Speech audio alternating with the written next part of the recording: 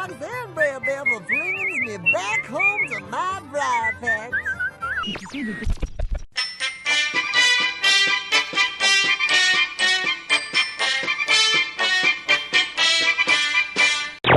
Did you remember to turn off those robots? And now, the show that has the whole town cooking. WDW Radio, your information station. Hello, my friends, and welcome to the WDW Radio Show, your Walt Disney World information station. I am your host, Lou Mongello, and this is show number 470. And I'm here once again, not only to help you have the best possible vacation experience when you come to the parks, but also bring you a little bit of Disney magic wherever you are with this podcast, videos, the blog, live broadcasts on Facebook every Wednesday night, my books, audio tours, some new projects on the way, and more. You can find everything over at WDWRadio.com. So let me start off by wishing you a very happy and healthy new year as I invite you to please join me around the table as we look back at the 2016 Walt Disney World Year in Review. We'll travel virtually through the parks and resorts and beyond and look back at what was gained, what was lost, events, announcements, memories, dining, of course, and more. And of course, I want to hear from you as you share your memories from Walt Disney World in 2016 as well. I'll then have the answer to our last Walt Disney World trivia question of the week and pose a new challenge for your chance to win a Disney prize package. Then stay tuned to the end of the show as I'll have information about upcoming WDW Radio Meets of the Month, on the road events, some new projects, and more. So sit back, relax, and enjoy this week's episode of the WDW Radio Show.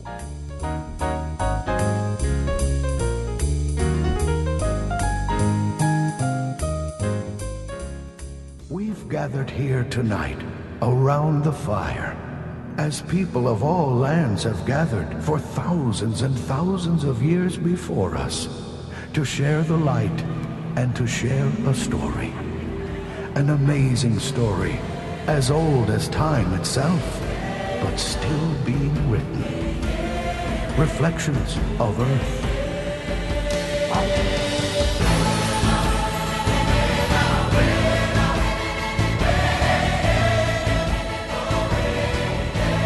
Should old acquaintance be forgot and never brought to mind? The Scottish phrase Auld Lang Syne roughly translates to for old time's sake, and the song and the poem it was based upon are all about really sort of preserving old friendships and looking back at the events of the past year. And as this year comes to a close, we look ahead optimistically and also take time oftentimes to reflect on the past 12 months in our personal lives, in our business, and for this week's purposes, the world, as in the Disney World. Because so much has happened in and at and to Walt Disney World, as 2016 has been full of new additions and announcements and surprises, and sometimes, sadly, a few things that now only exist in our memories and photographs and tweets and snaps and Instagrams, etc., etc., etc. Anyway, this week, we're going to gather around the fire because it's still 89 degrees here in Florida and reflect back on all that has happened over the course of the past year at Walt Disney World. And Walt Disney World's in quotes because it sort of expands beyond the four corners of the parks. And of course, I can't, don't want to, and certainly should not do this on my own. So I invited dignitaries, experts, and celebrities from the four corners of the globe to join me. Unfortunately, none of them showed up. So instead, I'm joined by the people who I really do want to be here with me, my friends and my extended family.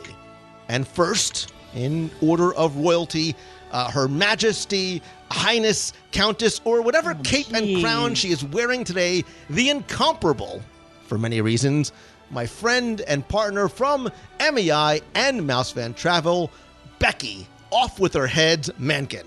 Wait. Okay. That was the best intro ever. Can you come up with something new for 2017? Can we just put the whole off with their heads thing to rest? I think it should live in the grave with 2016. Don't you think? I think it fits in the whole royalty that is Becky Mencken. And I'm not truly sure. And what was so great about Catherine the Great? Anyway, also joining me around the virtual table by the fire are my friends and members of the WDW Radio Nation family, all of whom, by the way, submitted videos as to how and why they wanted to and should be on this week's podcast. I was going to choose one. There were so many good ones. I couldn't decide, so I chose 3.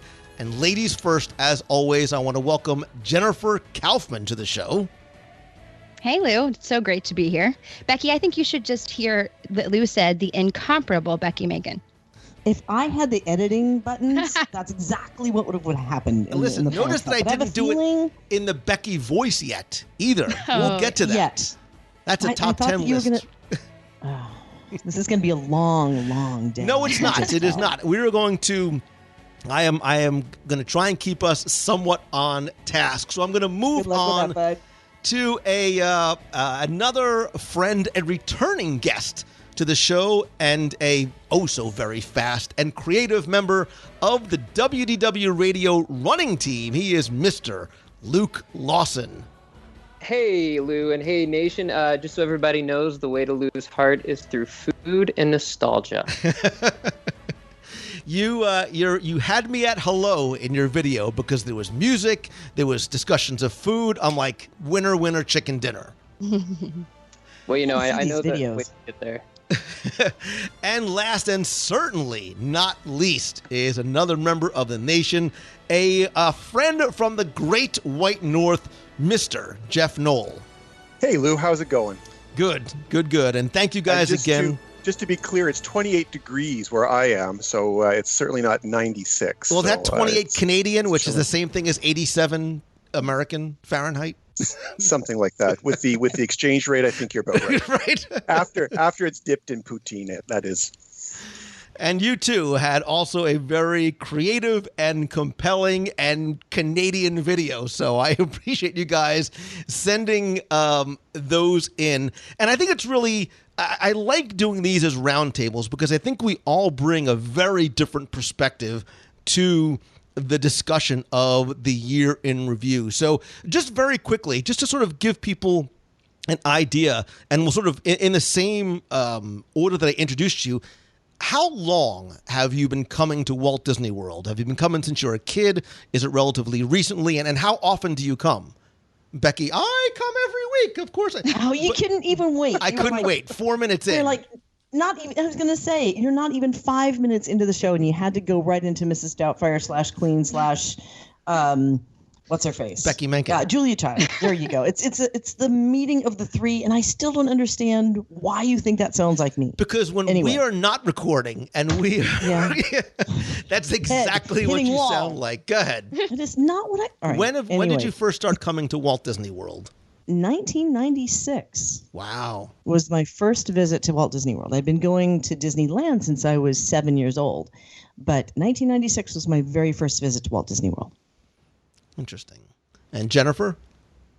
I actually was a late visitor as well. I went one time in high school, which would have been late 90s, early 2000s. And then I dragged my husband there, who was not thrilled for our honeymoon. We went in June, open to close. We were so broke, and I think the rules might have been different, or we just didn't know. So we ate peanut butter. It should have been the most miserable trip. We try to go twice a year. This year has been an exceptionally Disney travel heavy year, which is my favorite kind. Nice. And where are you from? I'm from Cincinnati. So it's also cold here, not quite as cold as Canada, but it's all the same to me because it's not warm. So I'd love to be anywhere warmer. And Luke, what about you? Yeah, I came first in 1992 when I was 6, and I don't remember a thing. The first time I remember was 2008 when I was a senior in college, and I jumped right in the year after that, coming back for the Disney College program, and I was there for about 2 years and have been coming at least once a year ever since. Okay, so you were a cast member. Tell us either where you worked or what your favorite role was while you were here. I was a safari driver at Kilimanjaro Safaris, and it was unforgettable. Just every single day was something new, and I miss it all the time. Fun. I'm sure. And Jeff? I'm a late bloomer as well. I first visited in 2005, having fantasized about visiting from childhood. It was the first time I had the opportunity and the funds to do it in 2005, and I've been back probably twice a year since then. Somewhat addicted, you might say. So we get up there, and we visited Disneyland for the first time this past August, which was really exciting. Right? It's similar, but still very different. There's lots of reasons to love Disneyland in addition to Walt Disney World. It's similar, but very different. I think the scale of it, the history behind it, it's just an amazing place. It's totally different. I recommend it to anybody that, is a Disney World devotee, that they need to make the pilgrimage to home base there in Anaheim. It's worth the trip. I agree. I think we've even done a couple of shows like top 10 reasons why every Walt Disney World fan needs to visit Disneyland. And the more I go back, the more I really believe that more than ever. So in looking back to 2016, we're going to do something a little bit different than maybe I've done in the past. As opposed to doing a timeline month by month, this year we're going to go park by park and around the world. We're going to hit the resorts and certainly Disney Springs and a lot of the other things that are going on. But before we do that, and you guys didn't know this was coming, I want to do sort of, a mini lightning round right off the bat. So what I'm going to do is I'm going to ask you questions or make a statement and just give me a very short answer in terms of what is sort of the thing that comes to top of mind first. And we'll keep the order the same way, gentlemen, because I still believe in ladies first. So Becky, and then Jennifer, and then Luke and Jeff, as you look back at the Disney year of 2016, what's your most vivid memory of the year in review? What sort of comes to mind first when you think to Walt Disney World specifically in 2016? Disney World specifically for 2016? Oh, wow. Just so you know, this is called the WDW radio show. It's a podcast about Disney. All right. There's so much in the world of Disney. So, I mean, right off the top of my head, when you say 2016, I'm thinking to the cruises that we did. But now you're saying Disney World, so I have to recalibrate my brain for 2 seconds. Well, that's okay. Look, I think that the cruises is an extension of Disney World. So that's okay. I'll let you go with that. So I would say top of mind to me because we did do 2 cruises, and I specifically remember right now, when you think 2016, the Star Wars cruise comes to mind more than anything because everybody dressed up, and it was one of my very favorite cruises that we did, second probably only to, probably third, between Alaska and Richard Sherman. I think that's falling right in there. I really enjoyed that cruise. It has nothing to do with the fact that you ate at Palo 11 times in a row. Okay, Jennifer, your most vivid memory of 2016? Not necessarily my favorite memory, but my most vivid and unique. We were actually down for a already short 3.5-day trip during Hurricane Matthew. So it was very interesting to see the different preparations that Disney World made. So we're like, oh, wow, there's all these details that they think of, I guess in case the bulb breaks, it'd be easy to clean up, and just these totally geeky little things that I never would have expected. And then it also meant that we had about 1 day to do all of Food and Wine Festival, which is an incredibly long day. So it was definitely an experience that I don't necessarily want to repeat, but it's kind of fun to say we were there. Yeah, that's a long but delicious day. Yes. We were very tired at the end, and I was like, well, we'd usually do this over 3 days, so it makes sense. Luke? For me, it's mainly just the friendships I've made through the running team for the most part, trolling around Disneyland with the one and only Lauren Gaggioli, shout out. But then also just every time going down, having something in mind to run for and the people to run with. So that'd be it for 2016 for me. Cool, man. I appreciate that, brother. And Jeff? Sort of a compound one. I guess the first one I'm not so happy about, and that is the changes in Hollywood studios. Although I'm excited for the future, I definitely miss the Osborne Lights as well as the Backlot tour. So I'm looking forward to the future, but missed both of those attractions and that whole section of the park deeply. My favorite experience in 2016 was actually introducing my grandchildren to Disney World this year. So that was a lot of fun. Nice. We brought 3 of our grandkids down and got to show them what I loved so much, and that was a great experience for us back in November. And there's nothing, more special than seeing the park that you love so much through a child's eyes for the first time? Yeah, watching especially my 4-year-old grandson Ethan meet Mickey for the first time was quite a moment, and it's one you'll just never forget. All right, so I'm going to go completely against what I said at the beginning. I'm going to take you outside the parks because I think these sort of tie into it as well. What is your favorite Disney movie of 2016? And by Disney, that is inclusive Disney, Pixar, Marvel, and Star Wars. Okay, I have two, but one doesn't count. So I'd have to. So just say one? I know you're going to tell me what I'm going to say doesn't count.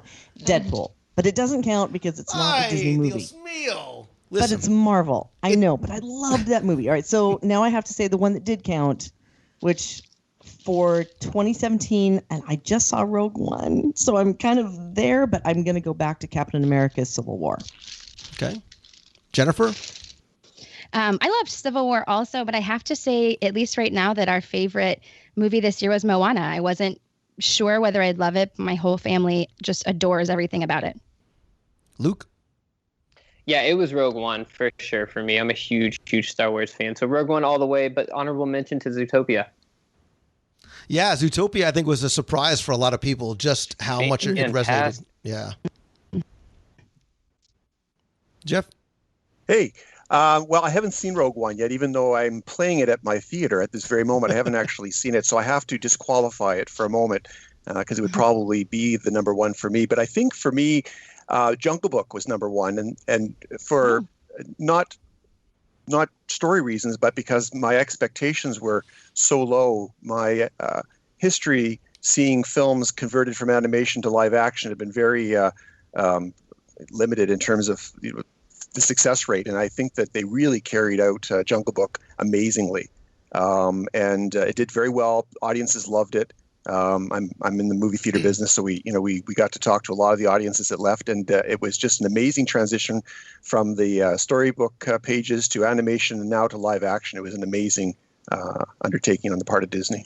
Yeah, so just to sort of refresh everyone's recollection, the movies that came out, sort of under the Disney umbrella were The Finest Hours, Zootopia, Jungle Book, Civil War, Alice Through the Looking Glass, Finding Dory, The BFG, Pete's Dragon, The Light Between Oceans, The Queen of Katwe, Doctor Strange, surprisingly nobody mentioned, Moana, and Rogue One. And for me, look, I love live Marvel and superheroes. I've got my Spider-Man underoos, too much information, but I love that movie. I've seen it. Of all the movies that I've seen in here, that is the one that I've seen over and over and over again. But I will tell you, and I wrote something on Facebook about it, like as I left, right after I left the theater, Finding Dory for me was such a surprise. I expected it. I was going there for my kids. Excuse me. I expected it to be a good, not great sequel. And like I wrote, I laughed, I cried, I laughed again. Like I was so heavily vested in the movie and the characters. I felt good when I walked out of it. I think even more so than any of those other films. I mean, I think if I had to say my favorite, it was Captain America. I loved Moana, except for one scene. And I enjoyed Doctor Strange. The Twitter scene? No, the crab scene. The crab scene. I agree. I absolutely it seemed so disjointed to me from the rest of the film. I get it. Completely out of it. Yeah. Yeah. So that was the only sort of part that lost me. But otherwise, I think it was visually stunning. I think we forget and almost take for granted sometimes that we are watching something that a person created with their hands. That ocean looks like it's natural. That sand looks like it's real sand. I think it's just visually stunning. Love the music. Love the story. It was just that one scene, but I can watch. Listen, you put Spider-Man or a Captain America, man, I'll watch that all day. I got to watch Captain America when we're done here. Wait a minute, but going back to your Finding Dory really quick, the only thing, I have not seen it yet. I just got to put that out there. I've not seen it yet. But I think probably within 5 seconds of you leaving the movie, you were texting me. Which is odd because you'd probably be the last person I would think about texting, but that goes to show you just how compelling of a film that was. Yeah, and for some reason you really enjoyed it, and you apparently said that you had your new favorite character in the movie as well. And now you remember. Oh, Now it's let me coming tell you back something. to you. Listen, the global search is on for a Becky doll. Don't you worry. So, hey, Lou, can I ask you what you thought of Pete's Dragon this year? Because that was, for me, the biggest surprise of the year. You can ask me, but I'm not going to tell you. Oh, that good, eh? Because I haven't seen it yet. So I just haven't seen it yet.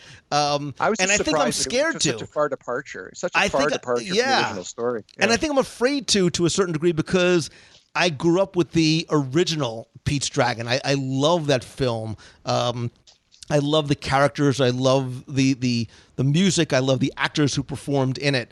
That being said, I should not be fearful because as fearful as I was of live action movies like Maleficent that really surprised me. But I've also heard that there's parts of Pete's Dragon that are sad. And I think that's why I don't want to see because I know it's sad. I just can't. The nice thing is the original does live on its own. This film really has not much to do with it except the general storyline. So don't fear watching it, but it's a totally different movie. It's interesting.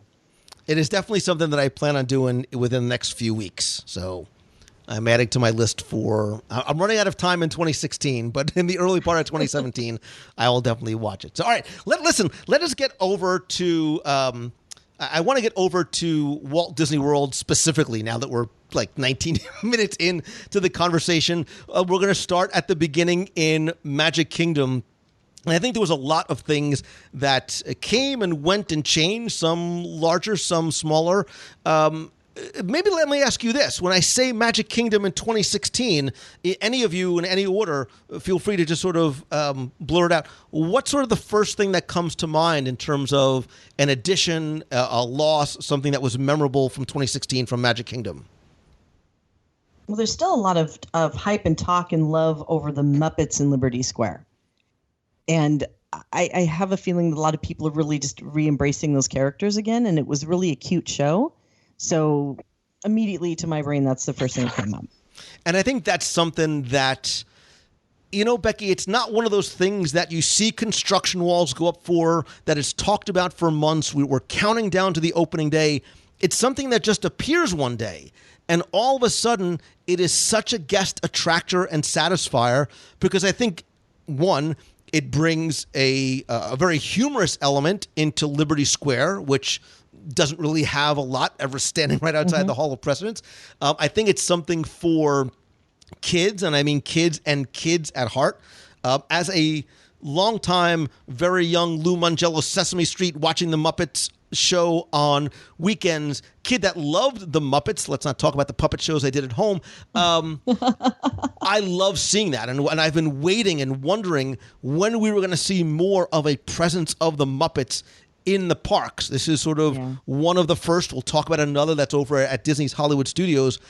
And I think in terms of the guest response, I think it's something that people really, really enjoy. Again, you don't necessarily have to add it to your planning itinerary. For a lot of guests, it's a nice surprise. And for a lot of older guests, I think it's one of those things that does very much resonate in terms of the sense of nostalgia that we have for those characters. Yeah, I agree. That's one thing that when that acquisition occurred, I really wanted to see more Muppets, not just the little bit that we got. And it sounds like we're getting a little bit more, which is nice. But those characters are so fun. And it does bring that little bit of nostalgia and that whimsy that I think that area needed. That made me so happy as well. If I can add a little bit, my son fell in love with the Muppets. He's 4, and I honestly have no idea what started it. I mean, we have the 2011 movie, but we watched it like 30 days in a row. He catches like Muppet references, like myth that you do on shows, like that are not even part of the conversation. He's like, oh, he's talking about Muppets, and he is obsessed. And because of that, my daughters and I have really kind of come to love the Muppets, but at a time when there's really nothing for us. And so to see these characters, like nothing new. So to see these characters kind of popping up in the rumors of Muppet Babies, and we're all really excited. So even without the nostalgia factor, it's really exciting. Yeah, I would agree with you 100% on that. I love seeing the Muppets there, and I really like the format they're doing it in too, with the animatronics, or I guess the puppets, not animatronics, that they're using. I think it's amazing, and the story is excellent, and the The audience interaction is fantastic too. But for me, the one thing, and this is probably a late 2015, because I think they soft launched it then, was the Skipper Canteen add-on and the whole enrichment of the Jungle Book storyline and backstory. I really, really like that. I've always liked the Jungle Book, Jungle Cruise experience and the backstory and that whole ambiance. But adding the restaurant was such an awesome concept. I think I'd be really excited to see that. And kudos to you, Jeff, for being the first person to mention food in the conversation. So you clearly know where my heart lies. I agree with all of you in the terms, not just the assessment of the Muppets. I think Skipper Canteen was and I think it did. I think it opened very, very late 2015, but we'll sort of give it to 2016. Yeah. I think it really adds a lot to Magic Kingdom, not just in terms of like you said, the continuation of the storyline beyond the four corners of the Jungle Cruise. I think as you look at the details and see and really pay attention to some of the nomenclature that's used there, that is going to go beyond the confines of Magic Kingdom. You're going to see it elsewhere in Walt Disney World, in other parks and outside the parks. You're also going to see it outside the Walt Disney World parks. And I'm talking about things like the Society of Explorers and Adventurers. I think that is going to be a much more prevalent and prominent and important bit of branding and story than what we are seeing in its very infancy stage over at Skipper Canteen. And oh, by the way, the menu's awesome. Yes. I was going to say, actually, that was going to be mine as well, that I was kind of impressed with the details in the restaurant. But then after Destination D, there was so much that they kind of hinted that story, which is like an original Imagineer story, is going to be everywhere, that really made me excited to kind of dig into it more. Yeah, and digging in. So if you go to show number 433, we did a live review of Skipper Canteen, which is probably going to be which probably is as long as what this show is going to be. So sticking with food, there were some other things. Pecos Bill's changed its menu a little bit, and I mention it because we're starting to see what I think for a lot of people is a welcome shift away from so many locations serving burgers and chicken fingers. You're in Adventureland. You now have things that are like Disneyland. You had burritos and more Southwest style offerings. And I think that is a trend that we're going to continue to see, not just in Magic Kingdom, where, I love your pot roast mac and cheese so very much, but in other parks as well. And that's one of the things that I love so much about Disneyland are the wide variety of even counter service foods that you can find throughout Disneyland and California Adventure. Well, I got to tell you, I love the new Pecos Bill relaunch. The quality of the food is fantastic, and it is a great departure from the standard burgers and fries thing. And I'm so happy that the Fixings Bar is still there. That's one of our go-to locations every trip. We always take time to relax at Pecos Bill's, and I was so excited to see the new Mexican menu there, and the food is just delicious. All right, very quickly, around the horn, favorite place to eat in Magic Kingdom, go. Friar's Nook. Nice. Friar's Nook? Sunshine Tree Terrace. Wait, Dole Whip's all the way. Citrus Swirl or Dole Whip? Quick, Jennifer. No, Dole Whip. So the current Sunshine Tree, Dole Whip all the way. Okay. Becky? But I love Orangeburg. Becky can't answer this. I don't do counter service restaurants. Wait, but wow, no. I love the pot roast mac and cheese, so I would definitely throw them. I have not been to Skipper's Cantina yet. Stop it. I know. I haven't all been right, there. You haven't taken me. Next time you come here, you can take me to Skipper Canteen. Awesome. I'm there in 4 days. Let's make it happen. Let's make it right. Somebody call MouseFan Travel and make an ADR. Hey, Becky, they now serve alcohol in Skipper's Canteen. So that's even more of a reason. I was waiting for that. Now you're speaking my language, brother.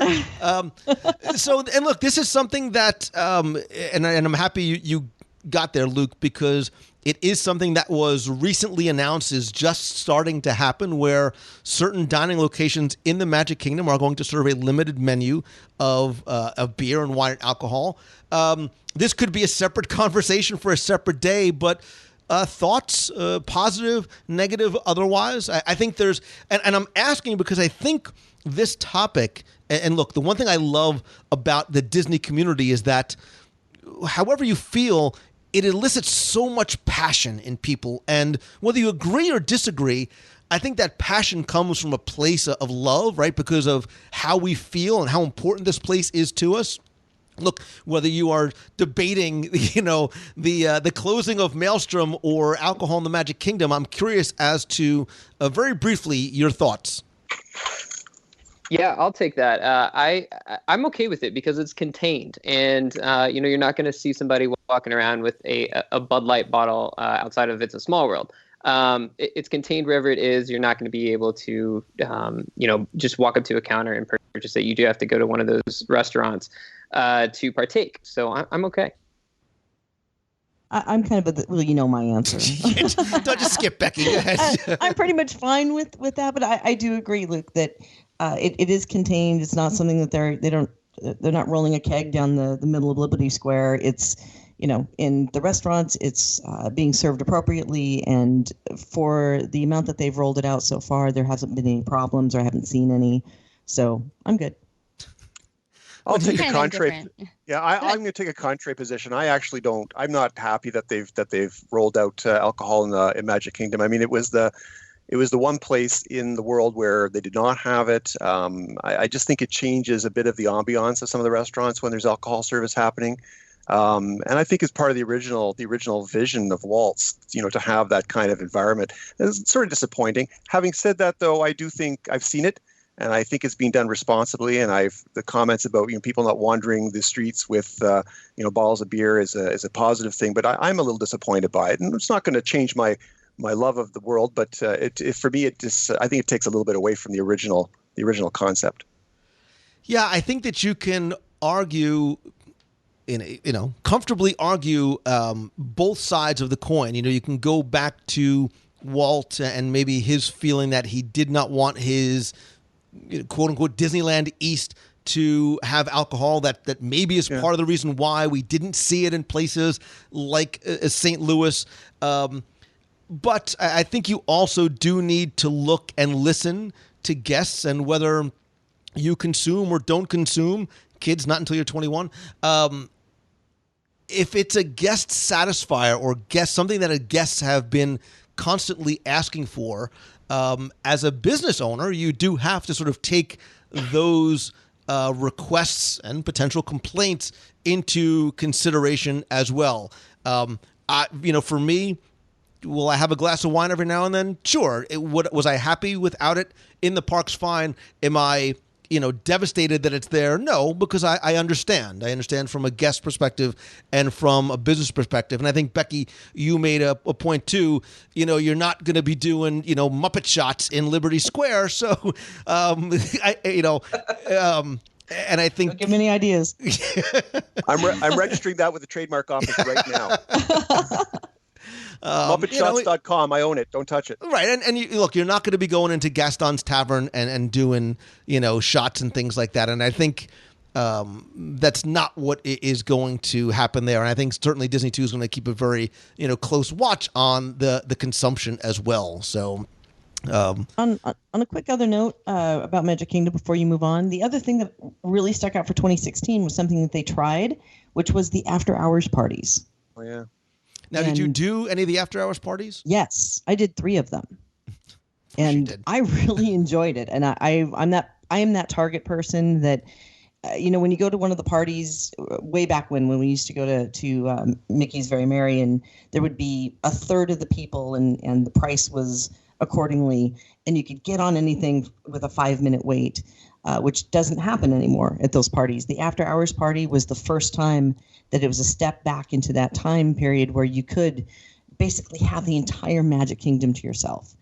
And I would pay the money, and I would pay the money again, because it really was that special of a feeling that you almost felt like it was you and just a few hundred of your closest friends taking over the entire park.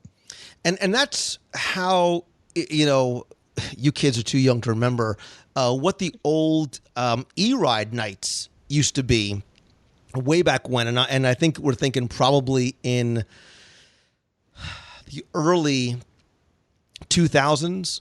Your price point was different. Your price point was probably somewhere between $15 and $25, I believe, and that would get you into the park for, I believe it was 3 hours after closing time, and it was limited. It was a limited number, so you were paying for that privilege. Obviously, times have changed, economies have changed, offerings have changed, but I do like the idea, especially for certain guests that want to stay late or have to cram a lot into a short period of time. If the finances work out, the idea of having that, like you said, Becky, the park to yourself, whether it's, early extra morning hours or e-ride nights or these after hours parties. We've done something like that when they had it over in Epcot a couple of years ago with the dining experience. I think that gives you the feeling of something extra special. Yeah, and you really did. I mean, that was where I got my picture taken, where I'm sitting in the middle of Main Street with a castle in the back, and there's nobody. There's nobody around me. That's so cool. But it's 7 hours in the park, as you can get in at 4 p.m.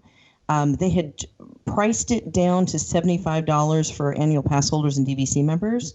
So for $75, 7 hours in the park, that was a pretty great deal. And I have heard that they are going to experiment with it again in 2017.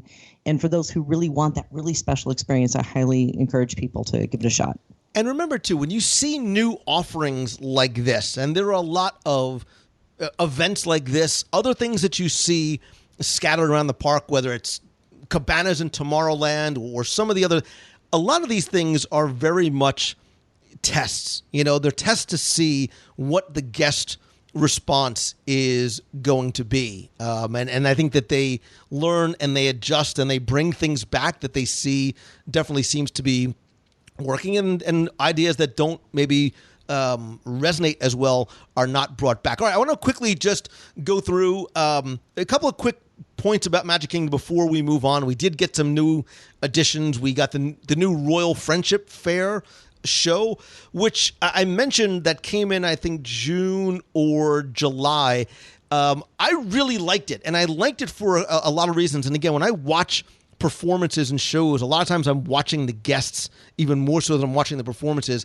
And what I saw were that, and I use in air quotes as if you can see me, there were newer princesses there. Princess and the Frog, Frozen, Tangled, newer music. The next generation of classics were there. There was more current and dare I say relevant references in there.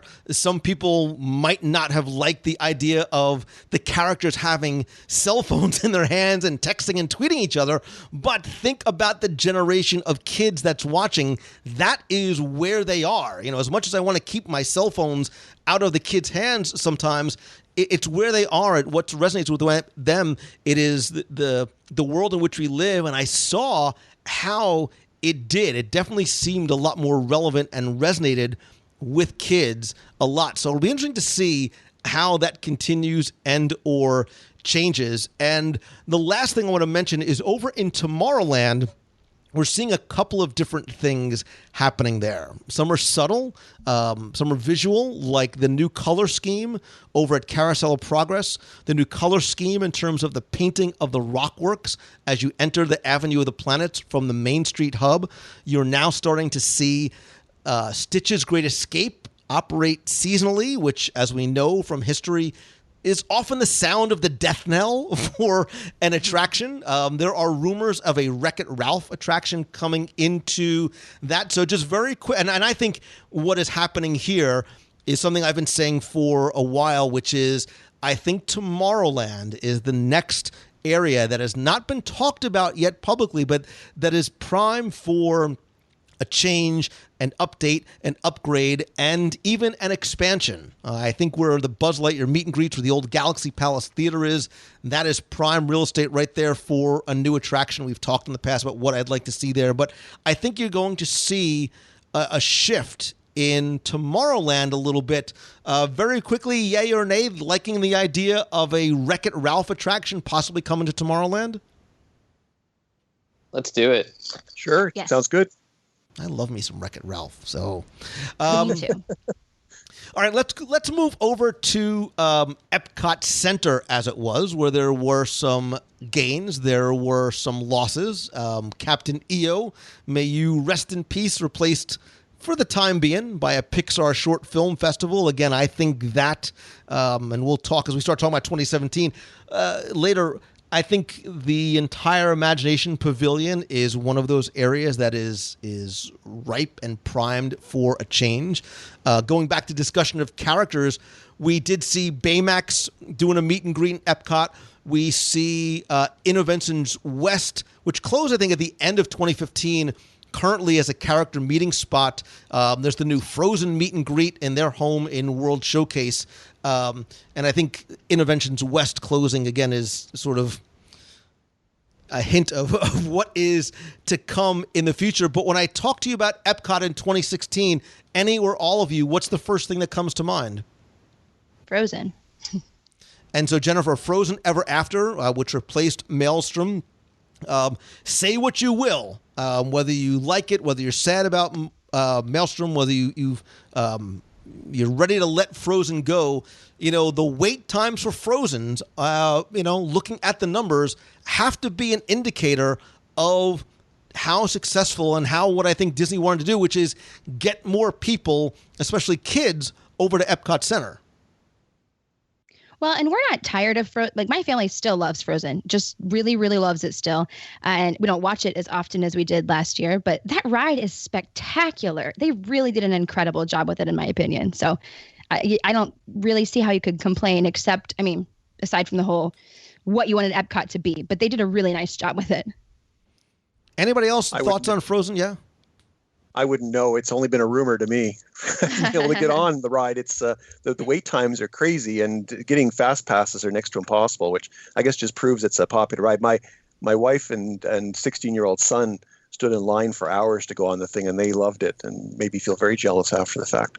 Yeah, I think it took me about 3 visits before I actually was able to get on the ride to grab a fast pass, because that was a tough one to get, which again is just testament to the popularity, and the kids still love Frozen, and I think it's going to be around for a while. That's why Becky stays away, because the kids love Frozen. Becky's on the out. You need some new material. Mangello, you need new material. I'm just saying. It's funny because it's true. Also in Epcot, Soarin' Around the World opened in addition to a new film, a new theater. Yeah, that's great. All right, I got to know, because there was so much controversy of people saying that it was bad because there was so much CGI in it, but I really found myself laughing and smiling and enjoying every moment of riding the new Soarin'. Yeah. I don't get why somebody's complaining about CGI and cleaning up images. This is Disney. Disney is all about fantasy and making things larger than life. And I think Soaring is a perfect example of what Disney does. It was fabulous. Yeah, it's just, look, we're there to suspend our disbelief. And sometimes you have to suspend it a little bit more. Technology is not a National Geographic special. It's, right. it's a ride at Epcot, and you'll love it. And it's amazing to fly over bears and then all of a sudden have a whale jump out at you. I thought it was fabulous. And I think you're right. How do we know that doesn't actually happen? Seriously. Every day to somebody. Every day. Good. But look, that's the whole point, right? You hit it right on the head. The goal is for us to come off that attraction smiling and laughing and wanting to go and do it again. And that's what I think the attraction does. Yeah, look, you can pick apart, if you want to, anything. Right? You can dissect it and find all the flaws in it, but that's not the point. The point is to go and suspend your disbelief and leave all the other stuff behind you when you step through that portal or you strap yourself in, especially for those of us who have to use the extra strap because we're too small. You strap yourself in to that glider.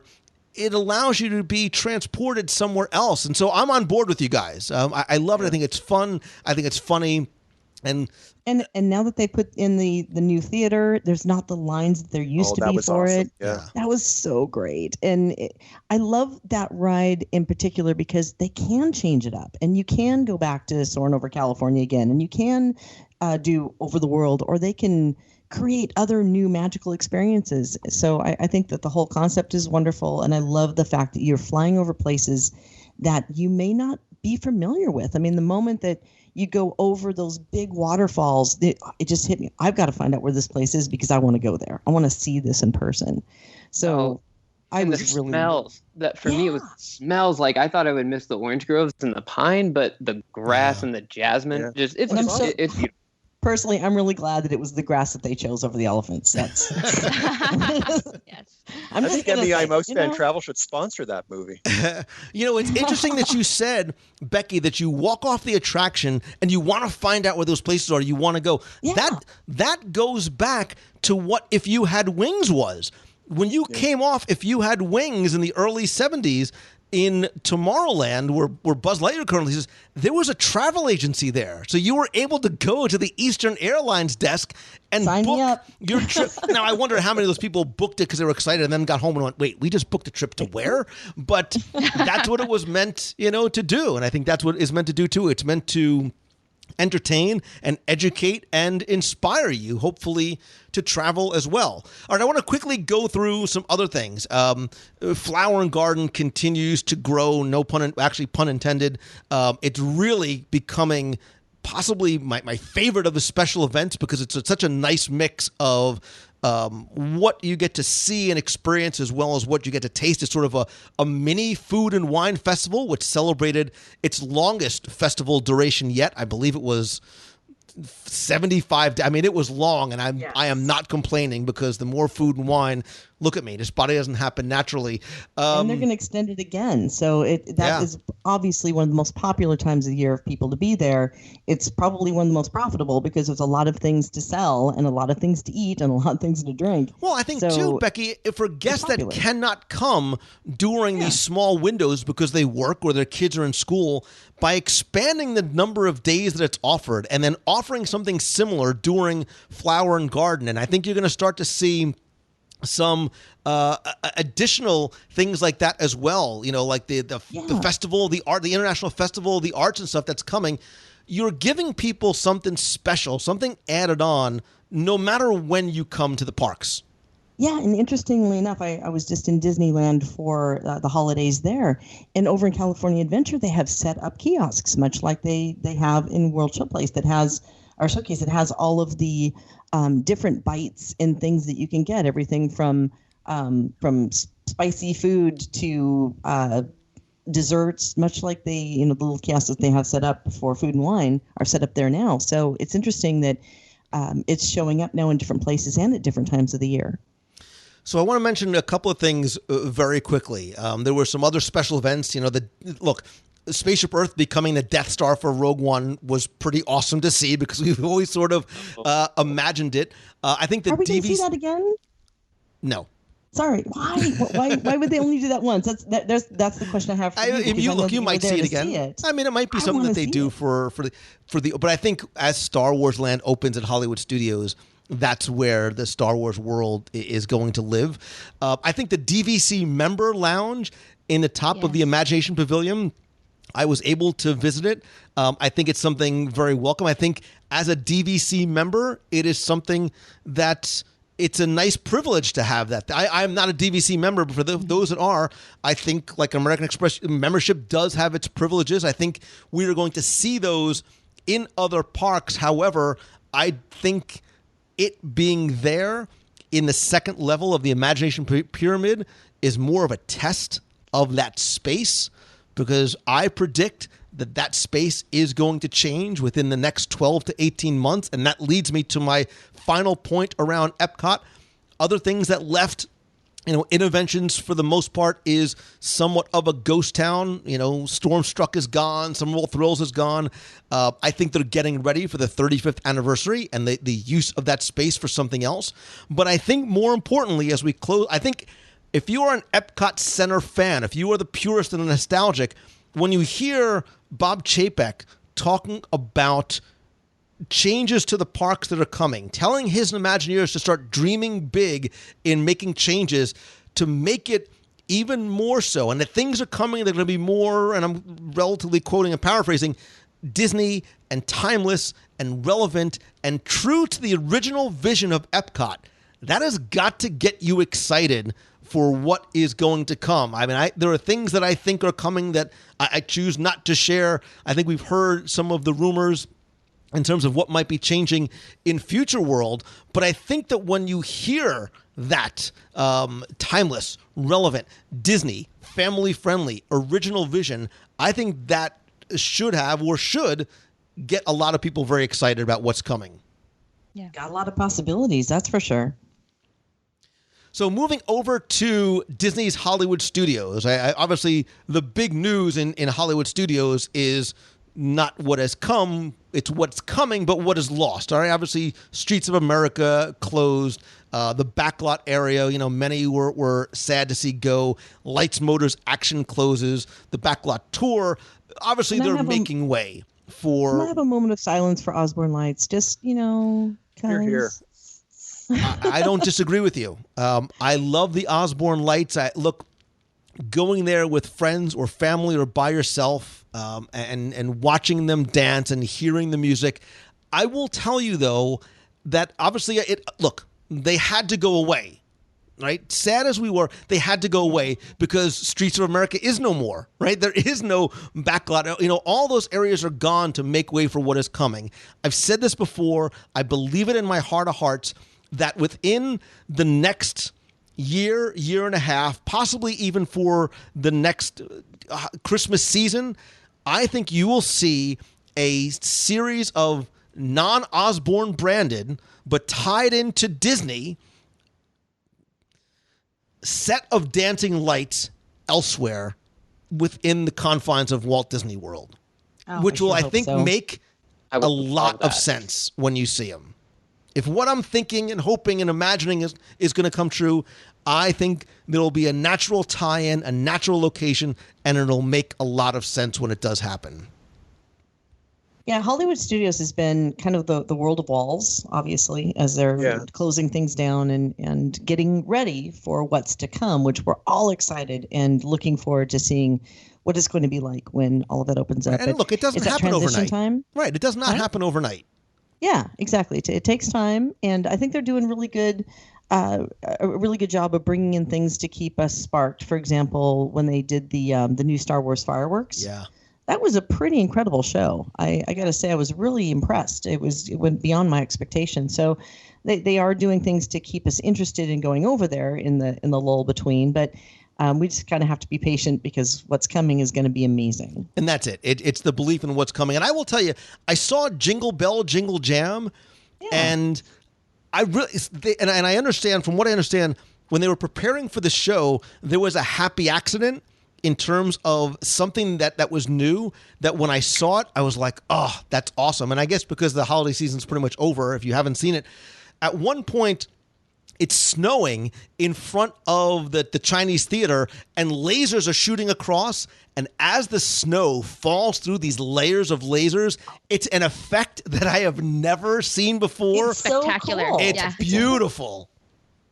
Yeah.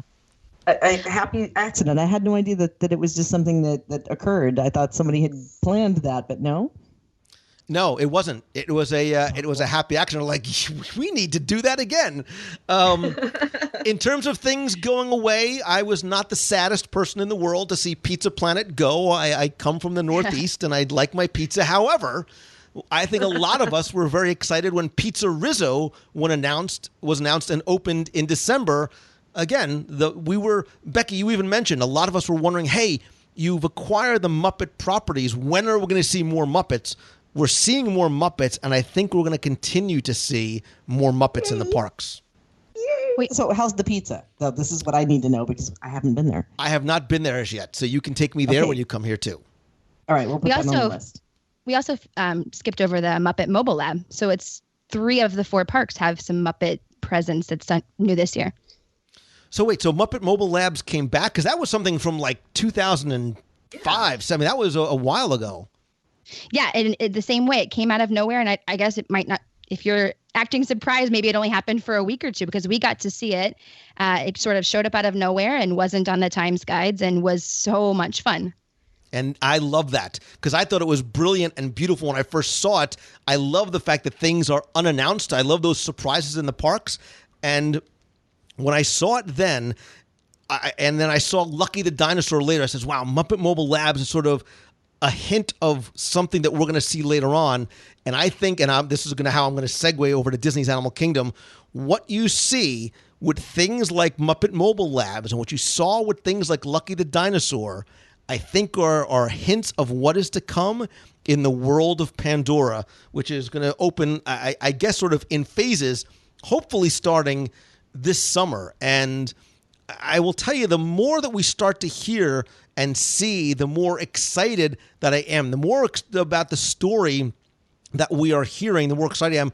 But I will tell you, I think the thing to get excited most about Pandora are the things that they haven't told us yet. I think that there is so much more behind the veil that is going to blow us. And look, I've been saying it when they first. I think Animal Kingdom, and we saw this already in 2016, they are starting to stay open later. They have Rivers of Light. They have all these extended hours and changing the nighttime. It is going to be the park to visit at night.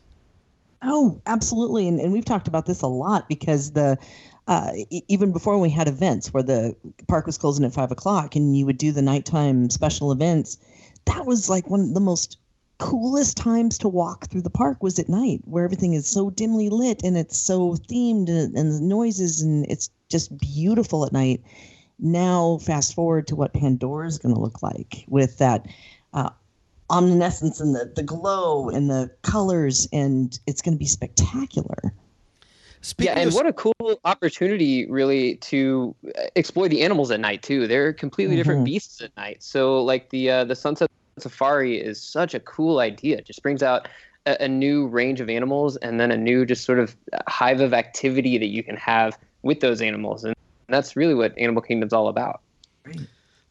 For me, and new education. I'm sorry. Go ahead. Driver talked about how they migrate at night, and also for the nighttime safari, our driver once talked about the migration habits at night and when they feed, and so just really interesting new opportunities. And speaking of habits and feeding, I will tell you, I love Nomad Lounge. Hey, wait a minute. That's my line. That's mine. I have not eaten at Tiffin's yet, but I have heard from, and look, I will tell you, when a new restaurant opens in Walt Disney World, I've been in the restaurant business before, out of courtesy and respect to them, and understanding that when a new restaurant opens, you need time to work out the kinks, you need time to train your staff, you need time to see what works and does. I don't do live restaurant reviews within the first few months of a restaurant opening. I have heard nothing but good things about Tiffin's, and I loved the one brief experience I had at Nomad Lounge. I thought it was relaxing and comfortable, and it was delicious, and I forgot that I was in Disney's Animal Kingdom. I really, really like what they did there in terms of theming, design, story, menu, and the staff was exceptional. Oh, and the beverages are so there yummy. You go. There you they have such a great choice. And even if you don't drink adult beverages, that's fine. They've got some of the best pressed pot coffee I've had on property. Yum. We have another thing. We got to go back there because that's on the list. I've got to say that I saw Tiffin shortly after it opened, and it's got to be one of the most attractive restaurants. Yeah. I mean, I didn't actually eat any of the food because I couldn't get a reservation, but it has to be one of the most attractive restaurants on property as well. The theming, the design, it's a gorgeous facility. It's going to be it's a wonderful addition to Animal Kingdom for sure. And I have heard that it is one of the best dining experiences anywhere on property. Now, when I say dining experiences, I mean in terms of quality of food and service, and in it, like I've heard it compared to California Grill, Victoria and Albert's, some of the more high-end restaurants, and the fact that it exists inside a park is something that I really, really like. Because I think Disney is changing the perception of what in-park dining is and can and should and will be in the future. Add it to the list. I haven't been to Tiffin's yet. Well, Everybody there you go. says it's You're going to have to extend your trip. So we got a lot of places to. All right, so I'm going to we're going to jump outside the parks to what I think is, especially as a local, has now become a true destination.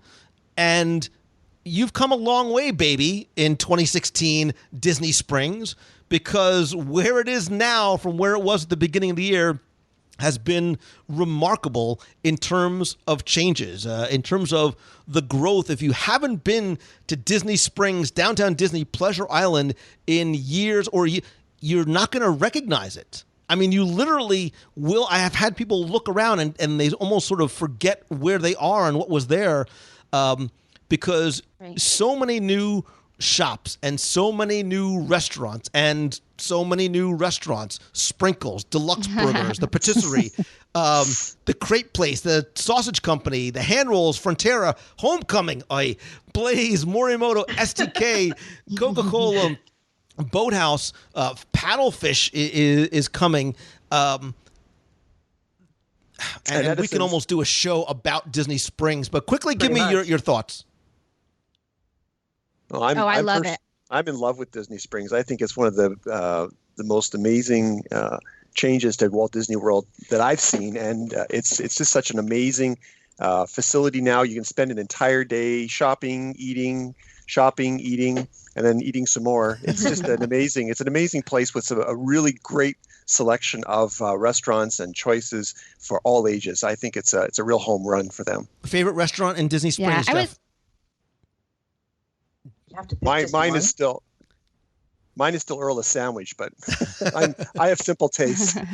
All right, Jennifer, go ahead. Yeah, I've always been a downtown Disney fan, except for the parking. That was a must-do for me. I don't really know why, because now looking at it, I don't know what it had to offer by comparison. But in Anaheim, downtown Disney is always so and I hoped for that when Disney Springs got finished. I think they accomplished that, but in a way that feels very different and just really, really at home where it is in Florida. I just think it feels like a place I would want to hang out as a local. And I will tell you that as a local, my family and I, we go to Disney Springs more than we go to the parks. What's your favorite place to eat there, Jennifer? Oh gosh. Well, there's some great sit-down restaurants, but I'm kind of in love with the poutine place. Oh, see? I don't know. Is that friends. accurate? Is that accurate poutine, or we have an expert on the line? Now, I just wanted to dispel a rumor. Those of us in Canada, we are not all obsessed with poutine. That's largely a Quebec thing, and I have had the poutine and in both Quebec and Disney Springs, and I would suggest that it's probably pretty comparable. So, Cool. But please change your perception of Canadians. We don't all wear snowshoes. We don't all eat poutine, and we don't say a boot the hoose, eh? You should. But you should all eat poutine. Yes, apparently. Yes. And we'd all be 450 pounds. That's right. You know what? I'll tell you what about Disney Springs that I think is maybe not a very sexy change to it, but the parking and the bus loops have made things so much easier, so much more accessible. And I got to go with Jack Lindsay's Hangar Bar as my go-to spot there. Yeah, I have a lot of favorite restaurants. Becky, now it sounds like you have not eaten at a lot of places in Disney Springs. And I'm a giver. I'm here to help you. I will help you fix that. Yeah. I've been to the Boathouse several times, and that tells you right there. I keep going back to the Boathouse several times because I have really enjoyed every time I've been there. Everybody's telling me, though, that I'm really going to like Homecoming. Oh. And I have not been there, but that's the place I have to go on this Fancy Moses. Every person keeps telling me I have to go there. So that needs to be on our list. So I went there for the first time for a lunch meeting the night before my Momentum workshop earlier this year. We loved it so much, we went back again with the whole group later on that night. And you hear, it's the fried chicken. I'm like, listen, Publix has, it's insane. It's insanely good.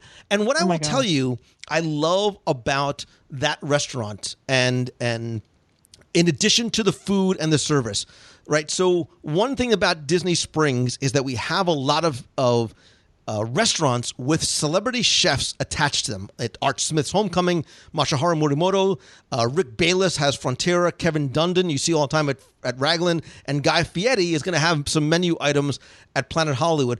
But what I love, and I specifically speak about Morimoto and Art Smith, is that they are not just names on the door.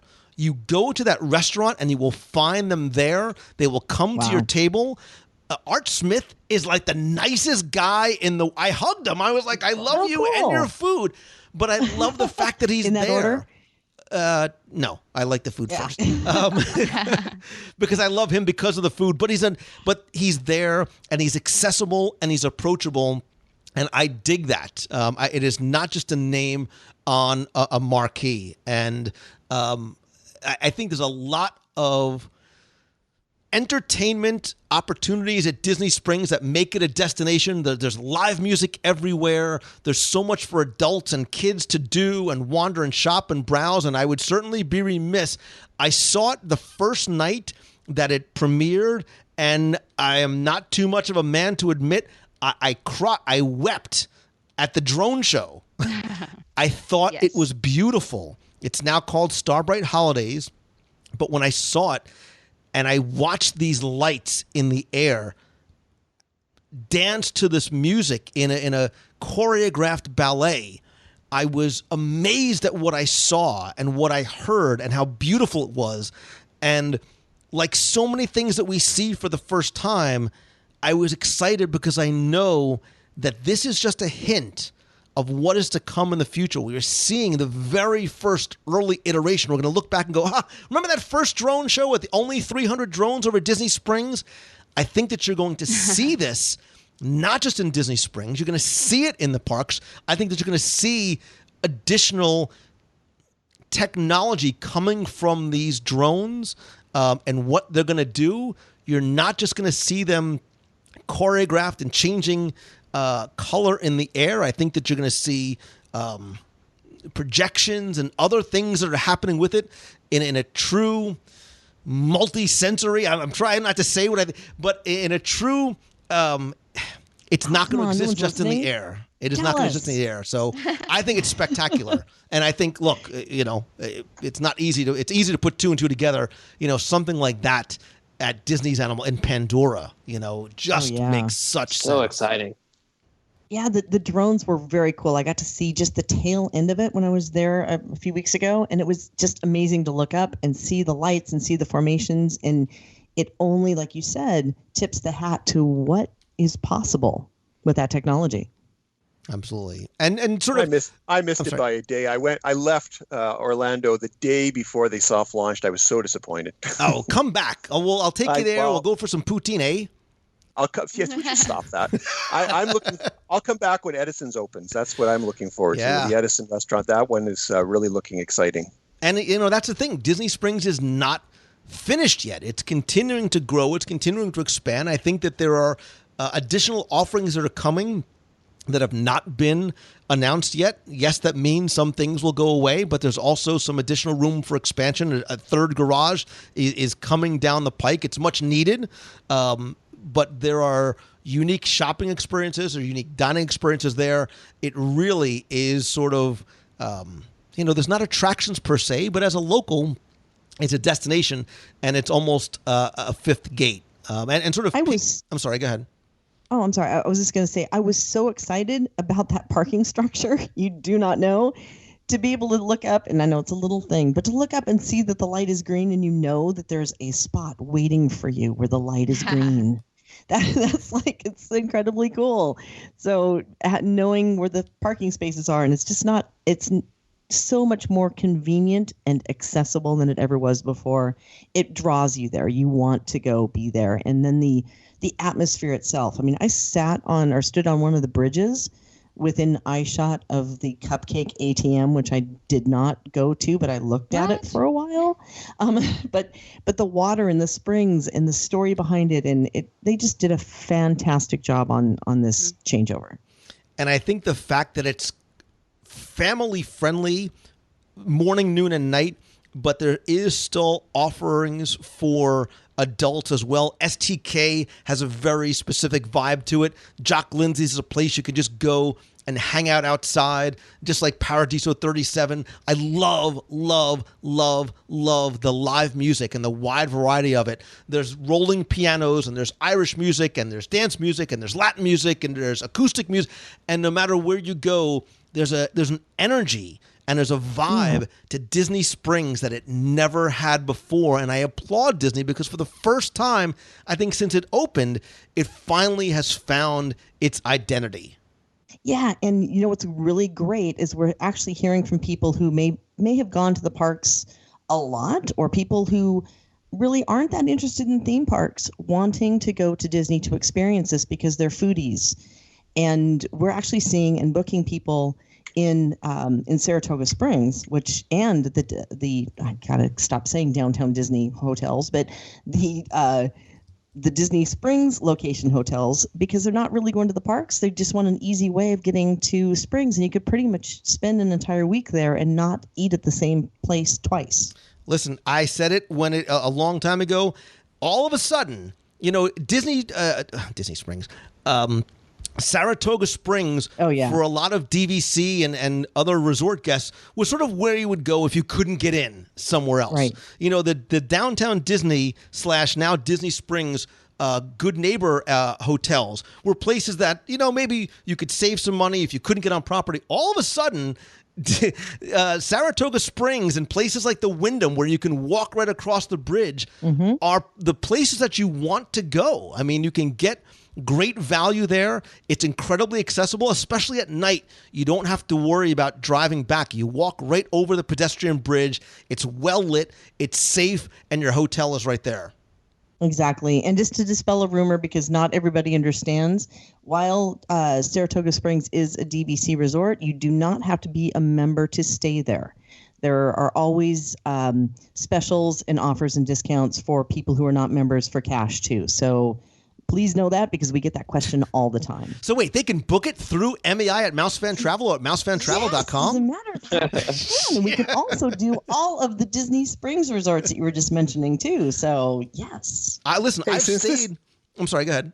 Since this is a year review show, I guess one of the things that didn't happen at Disney World is the closing of Disney Quest. What's going on there? Do you have any secret insights there? That's I don't, but I can speculate. The NBA experience was supposed to be in there. I do not think or know or believe that is going to happen. I think Disney Quest got a little life support, at least temporarily, but I do think that venue is earmarked for something else going in there within the next 12 months. Because they've announced the closure of that attraction a number of times, I believe. For a number of years, right? Yeah. And the Polite Pig is coming in the spring. Delicious. Right? Sounds so good. Awesome. Yes. Yeah, baby. No idea what that is. Oh, Becky, it's all the pork. All the pork. It's called the Polite Pig. They do all the pork. It sounds so good. So I just want to quickly touch on a couple of other things that happened on a more sort of general scale in the parks / resorts and the outlying areas.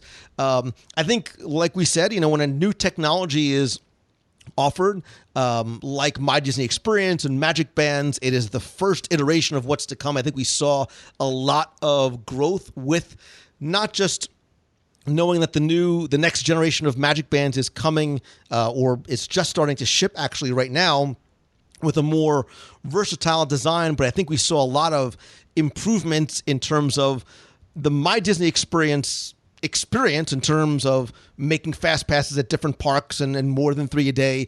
The app has gotten exponentially much more usable and user-friendly.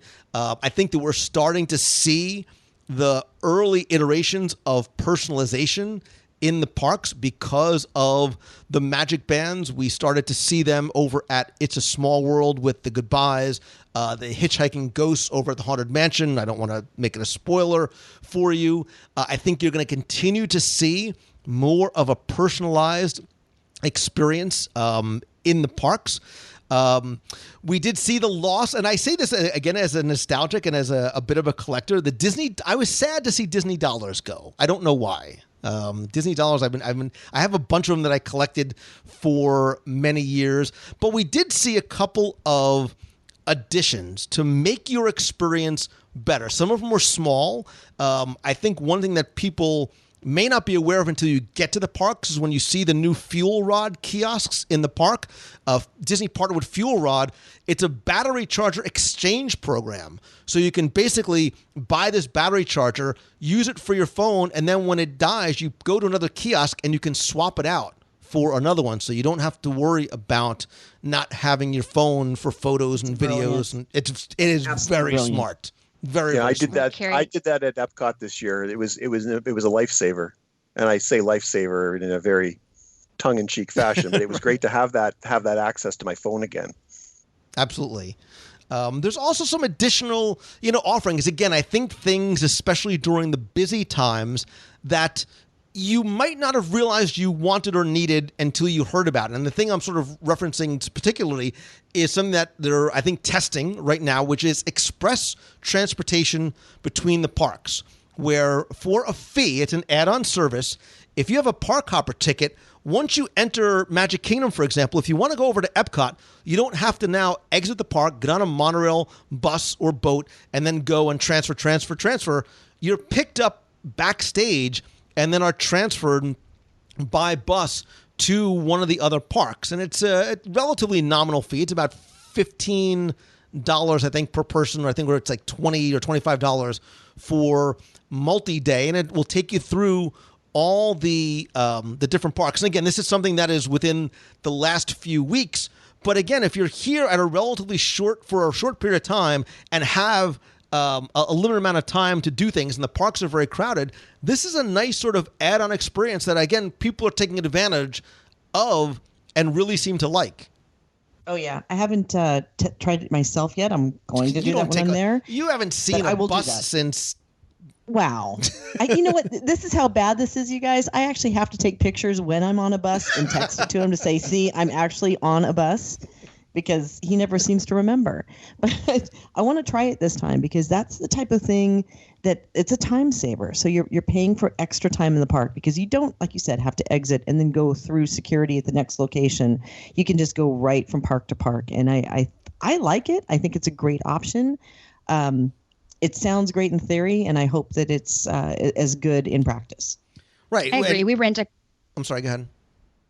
I agree. We rent a car every time because I don't like waiting on the buses. I think Becky and I would get along really well hanging out at the parks. But don't do a Jennifer voice, please, Lou. Don't make that up. But I don't like to wait, and I realize there's still probably some waiting, but it's at least tempting to give Disney transportation a try again.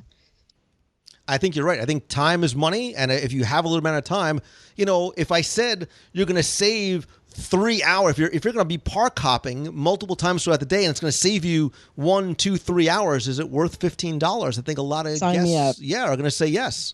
Yep. Yeah. No, if they'd only do that for marathons, so we wouldn't have to drive from place to place, and it'd be so much easier. All right. Well, speaking of marathon, nice segue, Becky, as if you can sort of You're see welcome. my notes. There were maybe, and Luke, I know this is in your wheelhouse much more than mine, but there was the Walt Disney World Marathon weekend, Star Wars half marathon, Disney Princess half marathon, the Dark Side, Tinkerbell, the running shorts. Disneyland Paris had the initial half marathon. Disneyland's half marathon, Wine and Dine, and Superhero. I'm exhausted just talking about them, let alone running in any of them. Yeah, I'll tell you what, the Dark Side was new this year, and that was actually in Walt Disney World in April. And I was lucky enough to run the inaugural one, all 3 races, and they just did a fantastic job. Just the course was different than any of the other races, which is great. But there were so many cool props that you got to see and characters. I got to sit in Emperor Palpatine's chair, which was fantastic, right on a land speeder. Things like that. And then they had Force Awakens showing on a massive overpass video. I think a bunch of the running team, we stopped and watched the last lightsaber battle. But it was just such a cool experience. So, yeah, I think that if they keep expanding these races and coming up with new themes and things like that, they're just unstoppable. And I will keep paying the money time and time again to come and see it. Very quickly, what is your overall favorite race event? It's got to be Marathon Weekend, just the camaraderie and everybody that comes down for it. It's great. We're just days away. I'm so excited. And sort of just rounding out, because I think it very much is an extension of Walt Disney World. I think many of us were very, very excited when they announced not 1, but 2 new ships for the Disney Cruise Line coming in 2020, 2021, somewhere around there. Becky Mankin? Yep, 2021 and 2023 are the 2 latest dates that they're giving us now. And it is so exciting. And it's going to be those larger ships. They're going to be just a tad bit bigger than the Fantasy and the Dream. But I know that the Imagineers have been going off their rockers, coming up with new things, because the cruise industry is one of those that you have to keep going and you have to be on the front edge. And Disney did such a great job rolling out things like rotational dining and the other benefits and features that no one else had and others are now catching up with. I can't wait to see what they come up with next. So exciting. Yeah. And that just means we also have a couple of events that we have to start planning for 2021 and 2023. I have to get through 2017 first. But just sort of rounding things out a little bit. When I looked back on the 2016 year, I looked at it from a overall Walt Disney World perspective, certainly from a personal and a business perspective and things like that. And from a WDW radio perspective, we did a lot of fun, incredible, memorable, amazing things. Look, marathon weekend, we joke around about, getting up at crazy hours and standing out there for hours. But, I still love, like you said, Luke, marathon weekend, certainly, look at me, it's not about the running. It's about the friendships and the relationships and the people. But we had the Star Wars cruise in February. A couple of weeks later, we went to New Orleans for an on-the-road event, which I loved the food in New Orleans and the food. I mean, the marathon was great too, but the food and the people in New Orleans were wonderful. Becky, you and I spent a memorable, in air quotes, week or so together in Disneyland, preparing for something as yet to be announced for 2017. We had our e-ticket adventure cruise and then time in Puerto Rico, which I absolutely loved. Going from New York and then spending some time in Puerto Rico, it was really, really a lot of fun. For me personally, in addition to the travel that I do for Disney, I was able to go to places like the Philippines to speak, and fortunately was able to stop in Hong Kong Disneyland on the way back. And if you go listen to show 440, I do a review of my 6 or so hours that I spent in Hong Kong. But I was able to, Luke, you said it's about the people, and I was able to travel to so many different parts of the country and meet so many amazing people in San Diego and Minnesota, Iowa, Atlanta, North Carolina, where the barbecue is no joke. Lots in Orlando and other events that I did here. As I start to look to 17, I'm going to be doing a lot more speaking and traveling and have a few other fun projects I'm working on that are yet to be announced. You've told everybody but me, right? I know. Well, no, that's only really on the W radio side. There's a lot that I've been working on, and I will tell you before I forget, because I'm old and hungry and I'll forget, that if you have not liked the WW Radio Facebook page yet, I highly encourage and I ask you to do so, because there is more that I have planned coming in 2017, including a lot more live video. I will also be releasing something new just after the first of the year. And so you have no idea what this is, and I love that. But I want to just quickly, before I let you guys go, again in the same order, if I said to you in a single word or a single sentence, what did you think? Give me your feelings about 2016 in the parks or Walt Disney World or Disney as a whole. What is your sort of overall feeling or thoughts or memories about it? Before I answer that, you're buying yourself time. I need to step back really quickly, because there's one little thing that you did miss, which was the improvements and the reimagining of the Disney Wonder, which included things like adding the Avengers Academy on board. And the one thing you haven't seen, which you are going to love when we get on the Disney Wonder for Alaska, hopefully, is they redid Parrot Cay into the Princess and the Frog restaurant. Nice. We should really take like a research trip, you and I, on the Wonder, so we can talk about it and do a show right from there. Yeah, I know. Wouldn't that be fun? Add it to the list, because maybe we can do that somewhere between, the June cruise in China. We can fit it in there somewhere. We'll find a way to fit it in there someplace.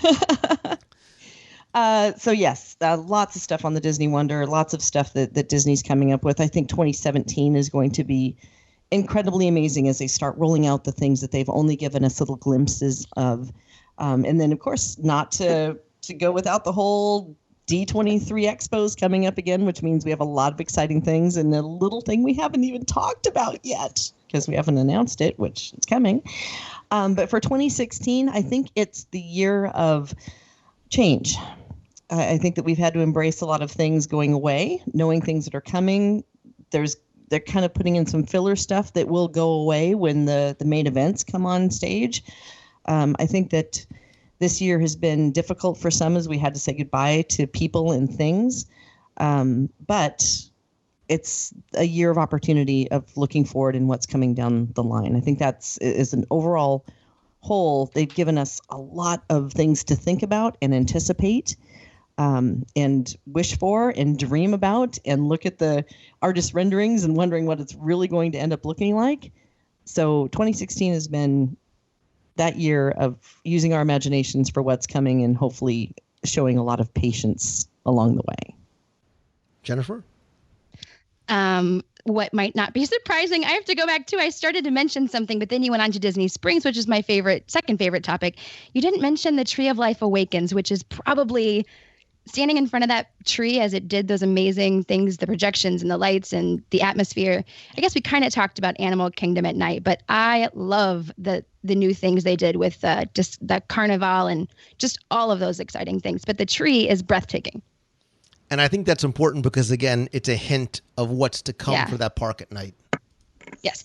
And so similarly, my word was going to be anticipation, because I think that we really, it kind of holds like an air of excitement, maybe we say goodbye to things, but I think that really, as much as maybe the online community wants to focus on how little is at Hollywood Studios, how much went away, the atmosphere there is still really kind of a buzz with new Star Wars things. And I think they're doing a good job of keeping us reminded of what's coming. So I think that for our family anyway, it's been kind of a positive just anticipation of what's to come next year and even, farther out than that. Yeah, for me, it's just personal connections. I think Disney is doing a great job of, you touched on it, Lou, of personalizing your vacation and your experience. And not only with the RFID technology in the parks, but also just the different offerings they're given, the villains party or the after hours add-ons that you can do. And personally, those personal connections this year have just been life-changing and really motivational. And I can't wait to see where they take me. And this podcast and the running team really are the reason for that. So that would be my 2016 in a nutshell. For me, my word is awesome, and that may seem kind of vague, but the reason I say awesome is because there was a number of years when every time you go down there, it was largely the same parks, and attractions hadn't changed much, and you just saw things disappear instead of things being added. And I think what we've seen in 2016 and what is anticipated for 2017 and beyond is just this amazing campaign of new features and new shows and new attractions and new rides that you can literally justify financially, if you can, of course, visiting every year now, because it's not the park you have to go to every 4 or 5 years to see change. You can actually go from month to month in some cases and see change. So for me, it's awesome that I can anticipate all the great changes and all the things I'm excited about to go back and see and show my kids and my grandkids, my friends.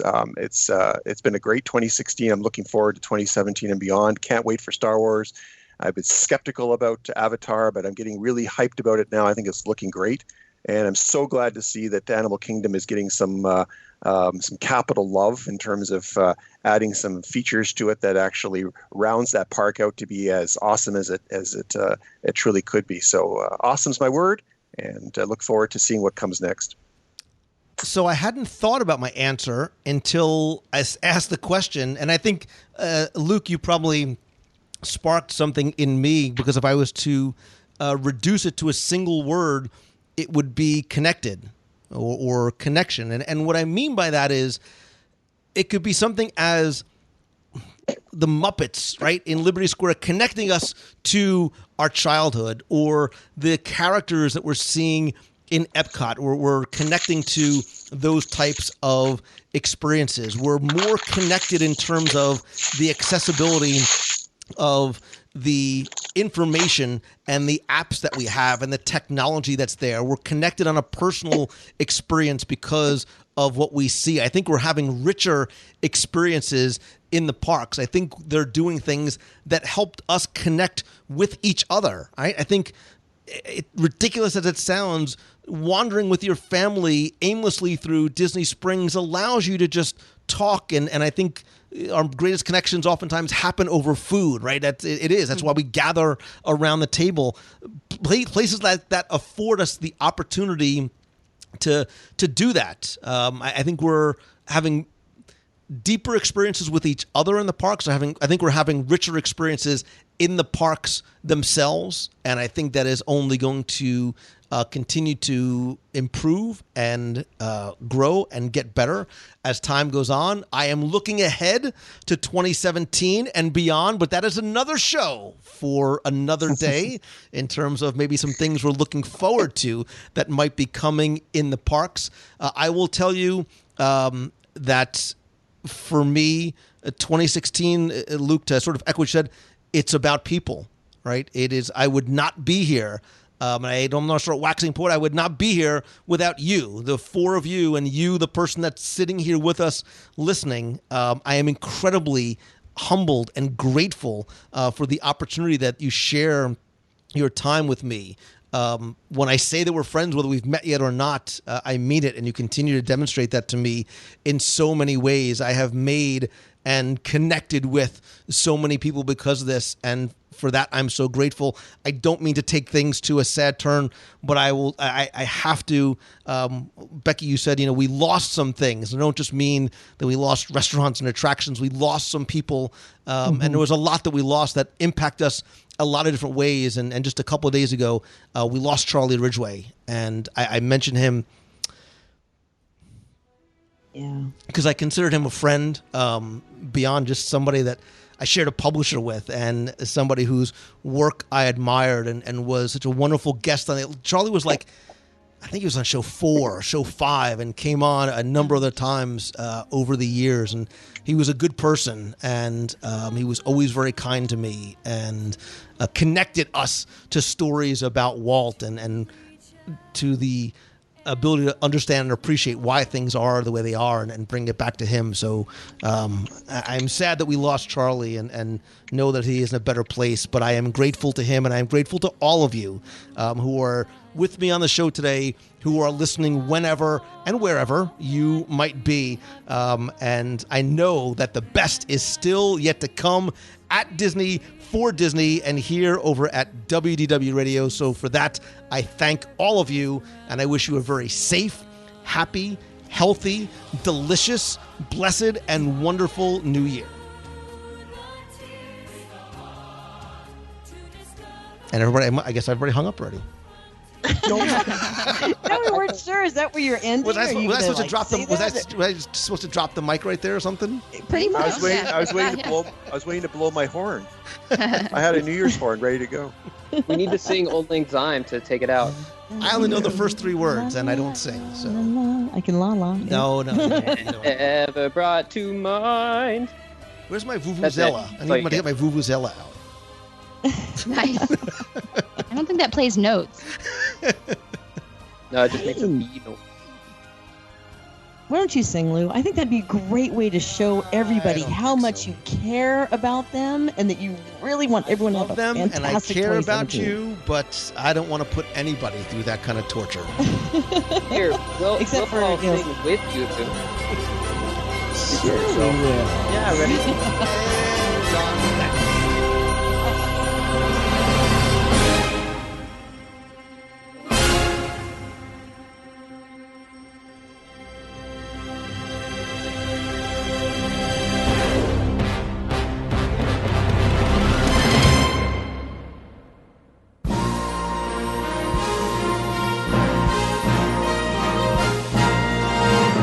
It's time for our Walt Disney World Trivia Question of the Week, where I invite you to test your knowledge of Walt Disney World history or see how well you pay attention to the details, not just in what you see or taste, but sometimes in what you hear.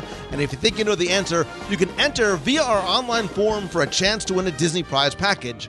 Before we get to this week's question, we're going to go back, review last week's, and select our winner.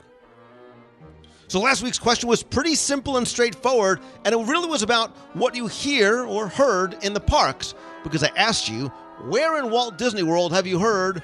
That's our motto. More, more, more. You might know better if you hear it directly from the horse's or meerkat's mouth. Check it out, Pumba. What's that? Well, with more people, they needed more space. Great idea. We'll go multi-level. Condo maximum. Pumba, take a memo, right? What's a memo? You're fired. Okay. Look at the lights. Yeah, but to get all that, Pumbaa, they needed more power. And that's our motto. More, more, more.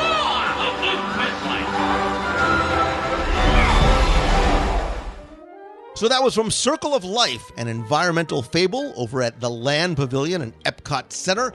If you didn't recognize it or remember, I wonder if Circle of Life is one of those shows that maybe you've never seen or seen once or see quite often or just pass by on your way down to Soarin' or the Sunshine Seasons Food Fair. Anyway, I took all of the correct entries and randomly selected one. And last week, because it was the holidays, you were playing for not one, not two, but multiple prizes, including my 102 Ways to Save Money for and at Walt Disney World book, all 7 of my virtual audio walking tours of the parks, which you can find over at the shop at WDWRadio.com. You also get a WDW Radio Magic Band cover, some WDW Radio stickers, a hot and cold travel mug, and just because it was the holidays, I'm also going to throw in a WDW Radio t-shirt.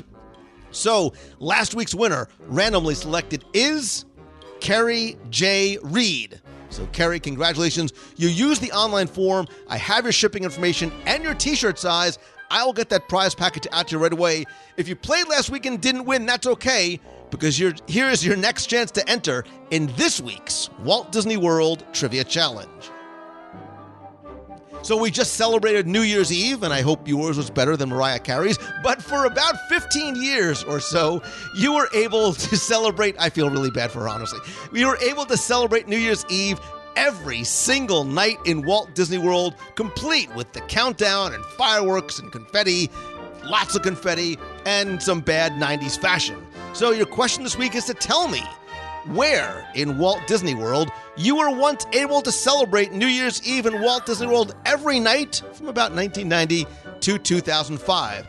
You can enter via email to contest@wdwradio.com, but better yet, go to wdwradio.com, click on this week's podcast, show number 470. There you will find an online form you can fill out, including your shipping information, because I'm going to send you not just digital, but physical products as well, including the 102 Ways book, all the audio tours, the Magic Band cover, the stickers, and the WDW Radio Hot and Cold Travel Mug, not available or sold in stores. So good luck and have fun. And Happy New Year.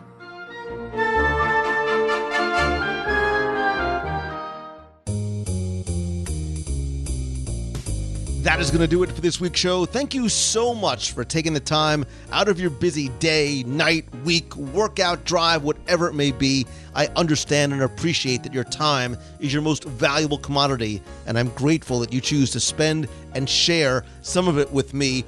As I look back on 2016, I have so much, more importantly, so many people to be grateful and thankful for. You, my friend, the listener, again, just by you, your presence is the greatest present to me, and I'm grateful to that. To all the members of the WDW Radio Nation, some of you who've been with me since the very beginning, some of the new members who have just joined up recently, I am so very grateful to and for you. And if you want to find out how you can help support the show and get access to exclusive content, rewards, events, and products, and monthly scavenger hunts, and Magic Band covers, and logo items, and call-in shows, and more, you can find out more and join for just as little as $1 a month over at www.radio.com/support.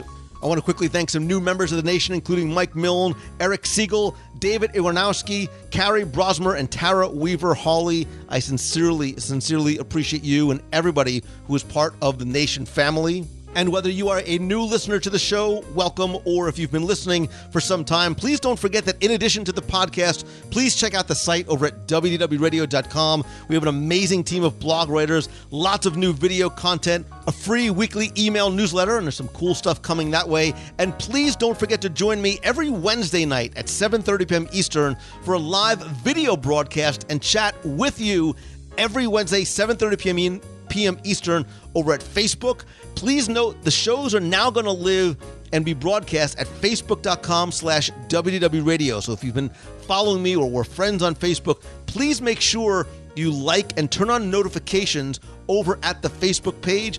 There's a video in this week's show notes that'll show you exactly how to do it. I am working on some cool new things that you don't want to miss. You can check out the video to find out how to subscribe and turn on notifications from desktop or mobile. There's lots more coming on the page and to the community, especially via live video. And stay tuned. I've got a few other new things that I've been working on for some time coming very, very soon that I'm going to share with you.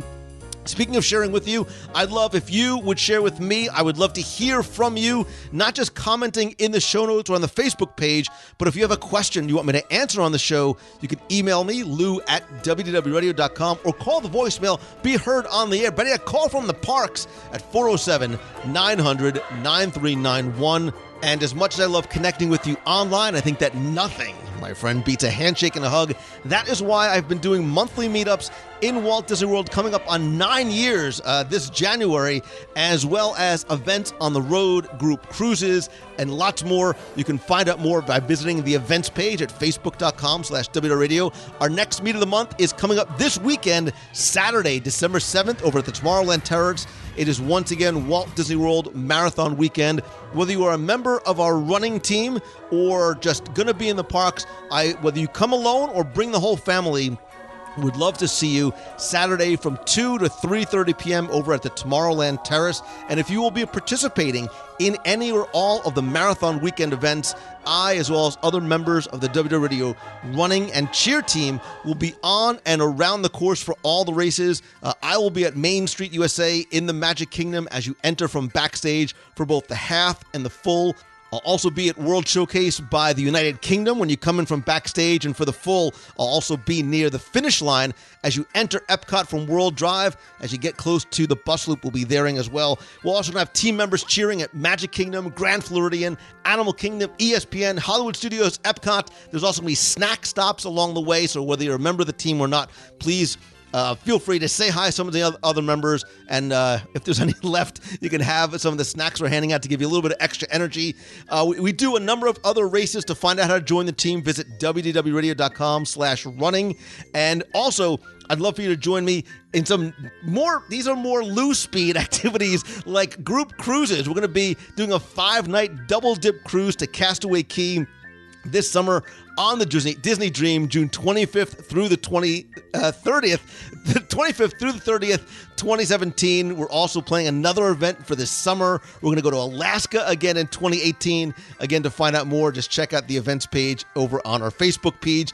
I'll also be doing other events and meetups, not just in Walt Disney World and Disneyland. We're going to be in Shanghai this year, but other events on the road as I go to speak at conferences, to businesses, and to schools. If I could come and maybe speak to your business, whether it is about Disney, entrepreneurship, social media, podcasting, whatever it may be, you can visit LouMongello.com. And if I can maybe help you turn your passion into your profession with mentoring or group coaching, we're launching a new mastermind group this January. Again, you can find out more by visiting LouMongello.com. Thank you, as always, to my friend and partner, Becky, over at MouseFanTravel.com. They have been, and hopefully will always be, my official and recommended travel provider, whether you're coming to World or Land or Cruise or anywhere. She and her team will not only give you a free, no-obligation quote, but more importantly, they treat you like family. And when I say family, I mean family that they actually really like. They will also help you get not only the best possible prices, but all available discounts. You can visit them over at mousefantravel.com. And more importantly, it all comes at no cost to you. Thanks to little Timmy Foster from Celebrations Magazine. You can check him out over at celebrationspress.com. And as always, my friend, and you are my friend, whether you have met yet or not, all I ask is that if you like the show, please help spread the word. Tweet out that you're listening. Share a link to this or your favorite episode on Facebook or your favorite Facebook group. And please, if you can, take 30 seconds, go leave a rating and review over on iTunes. It is incredibly helpful. Thanks to you, we have more than 1,200 five-star reviews. I want to thank some recent reviewers like Hayes DVC, who says, "Hey Lou, thanks for all you do." Kamen 2003 says, Lou has an unbelievable depth of knowledge of Disney. It's going to provide you a little piece of Disney World between your trips. And more importantly, the infectious positivity leaves a smile on your face. Thank you, Kamen, as well. Pink Forever says, it's a fun, informative podcast. Lou brings passion and enjoyment to all things Disney, making the time between the trips more endurable. More importantly, the care for the listeners, my friends, shines through. And as a friend you are waiting to meet, Pink Forever, you have it exactly true. Again, you can visit wdwradio.com/iTunes for a link and instructions on exactly how to rate and review the show. And finally, and I'm sorry, I know this is going long, again, I want to thank you for 2016, which has been the best year ever. And that is all because of you. And I know as we start to turn the calendar page or swipe whatever on your phone to turn to January, we start thinking about and looking to resolutions and goals and lists, etc. But instead, I want to ask you to do one thing. I want you to finish this sentence to yourself, or if you want to share it. In 2017, I will blank. And if you want to share it, you can leave me a voicemail, post it on the Facebook page, tweet me at Lou Mongello, whatever it is. But really, that is hopefully for you to commit to one thing, one goal, one place that you want to be in 2017 and do whatever you need to do to make that happen. And as Walt said, always keep moving forward. Thank you so much for your time today, for your time in 2016, and hopefully the time that we will spend and share together in 2017 and beyond. I love you, and I am grateful for you. See you. Hi, Lou. This is Lori from Chicago, Illinois. I just listened to your top 10 funniest attractions in Walt Disney World, and I think you missed a big one. We love, my family, kids and adults alike, Turtle Talk with Crush at the Living Seas Pavilion. It is hysterically funny, very ad-lib, and we don't miss it. Thanks, Lou. Bye. Hi, Lou. Buongiorno. Buonasera, actually. This is Juliet Davis calling. I am a Navy spouse who has been kept afloat, pun intended, all these years. Former, future, and now present again Disney cast member who met her husband, who is still deployed overseas, will come back to our new house in Orlando, where I can see the fireworks as I am listening to your show and unpacking some of the very few things that the Navy sends until Chris comes home, and kept alive and inspired and thrilled to be back, even if it's just by myself, because of your show. Chris and I met 27 years ago in front of Pirates of the Caribbean. I actually went to labor on Pirates of the Caribbean with our son, John Patrick, Long John Patrick, as everyone calls him. I helped open the studios in the Backstage Studios tour. And Chris and I actually, living in Italy and Napoli, we just recently celebrated our anniversary at Disneyland Paris, where, oh my goodness, over a bottle of wine or tea at anywhere from the Rose and Crown, where they used to have high tea, to, of course, the Garden View Tea Room, which you did a show on, and there's so much more. I would love to tell you about that room and what they used to do for cast members at the end of their shift.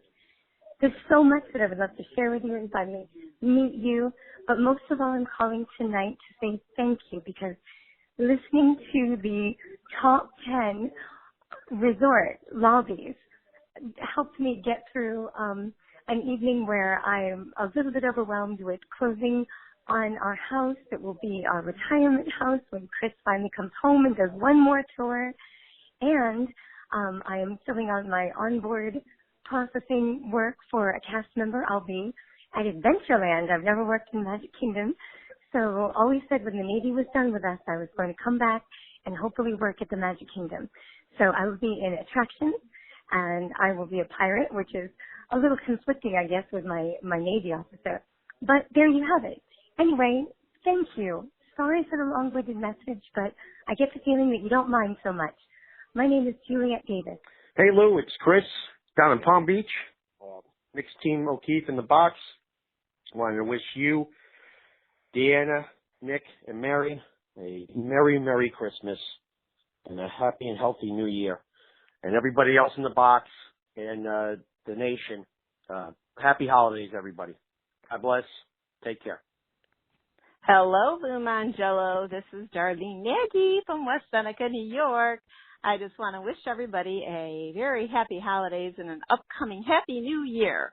And I want to tell you all who are going on the Double Dip WDW radio cruise that it is under 180 days. You are like 179 days out. So that double dip at Castaway Cay is going to be absolutely amazing. So much for you to do on that island. You know, you've got the family island, you got the adult island, you've got the ice cream, you got the barbecue.